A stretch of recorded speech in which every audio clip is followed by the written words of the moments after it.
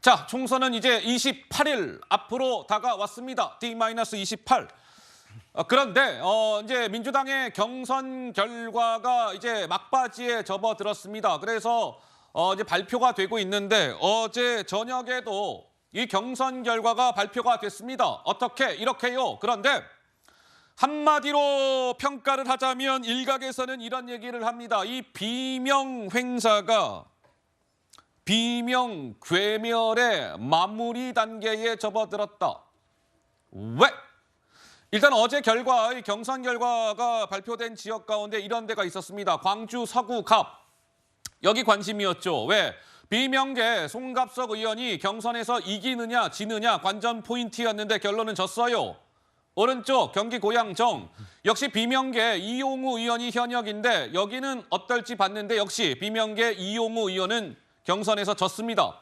맨 밑에 충북, 청주, 흥덕. 문재인 정부에서 문화체육관광부 장관을 지낸 도종환 의원은 어찌 될까 물음표. 결론은 졌어요. 그래서 비명 행사가 비명 괴멸의 마무리 단계에 접어들었다. 먼저 이런 얘기가 나오는데 최수영 평론가께서는 어떤 평가를 주시겠습니까?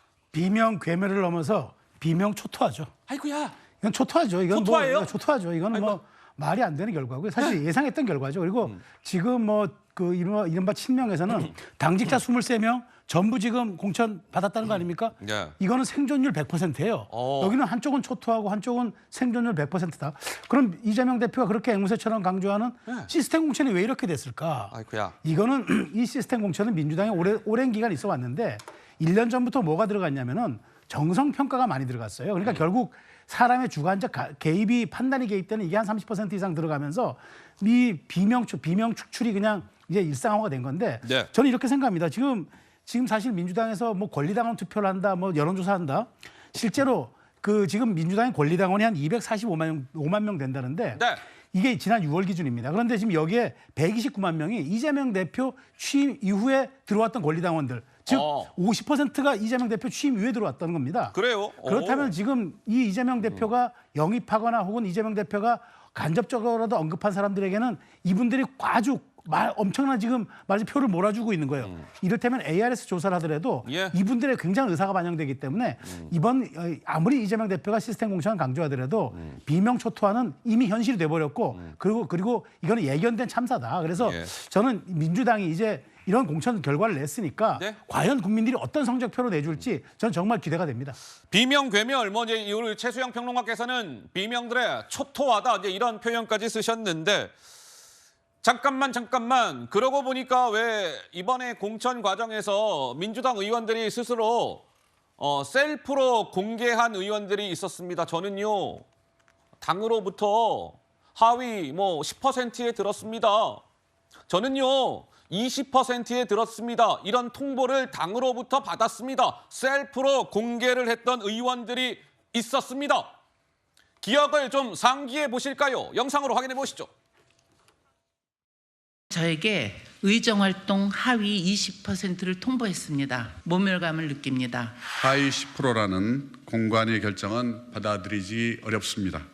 현역 의원 평가 하위 10%에 속한다는 통보를 받았습니다. 참담한 심정입니다. 의정활동 평가 하위 20%를 통보받았습니다. 이해할 수 없는 결과입니다. 이재명 대표를 지키지 않았다는 이유로 하위 10%에 밀어넣었습니다. 이것이 비명 행사이며 사천 아닙니까? 처음 박용진이 하위 20%다라고 이야기했던 것보다 더 납득되지 않는 일이 지금 벌어졌습니다. 자, 이제 이딴 경선에서 비명들이 사실상 지금 이제 뭐 괴멸 수준에 접어들었다 이런 말씀을 드렸고 지금 화면에 등장해 있는 이 그래픽은 이겁니다. 그동안 민주당 의원들 가운데 나는 스스로 뭐 10%에 들었어요, 20%에 들었어요 이렇게 셀프로 고백을 했던 의원들의 결과인데 한마디로 말하면 이런 사람들도 전부 다 전멸 뭐 이런 겁니다. 왜?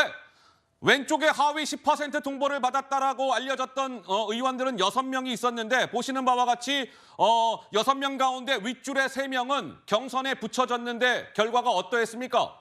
다 졌어요.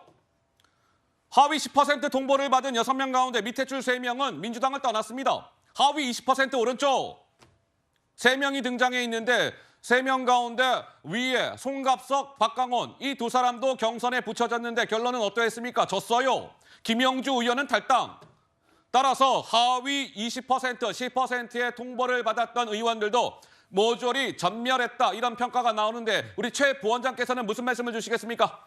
네, 이번 공천은 가장 유행한 말이 예. 비명횡사, 찐명횡재라는 표현인데요. 예. 아마 언론에서도 가장 많이 했고 그리고 최근에 며칠 동안에는 한꺼번에 이제 20곳이 동시에 발표된 날은 비명횡사의 밤이라는 표현까지 이제 언론에 쓰여지고 그랬는데요. 예.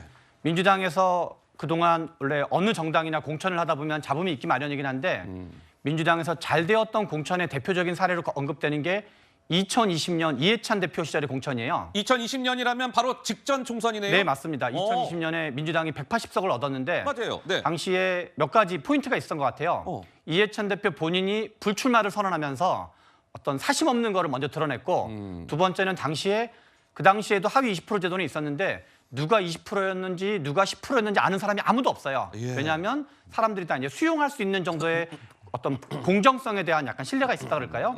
그리고 하위 10%, 20% 받은 분들도 최대한 뭔가 불쾌감이나 모멸감을 느끼지 않도록 예. 이러저런 배려들을 했었는데 이번에는 바로 직전에 원래 하위 10%는 마이너스 30% 관점, 맞아요. 하위 20%인데 점수도 일부러 바꿨고 그리고 이제 국민의힘 같은 경우는 전화 면접을 통해서 보통 뭐 당원이나 여론조사를 하는데 예. 의도적으로 이제 민주당은 ARS 방식으로 했는데 예. 이런 점에서 여러모로 국민들이 보기에 그리고 실제로도 각종 여론조사 보면 민주당 경선은 좀 약간 불공정했다.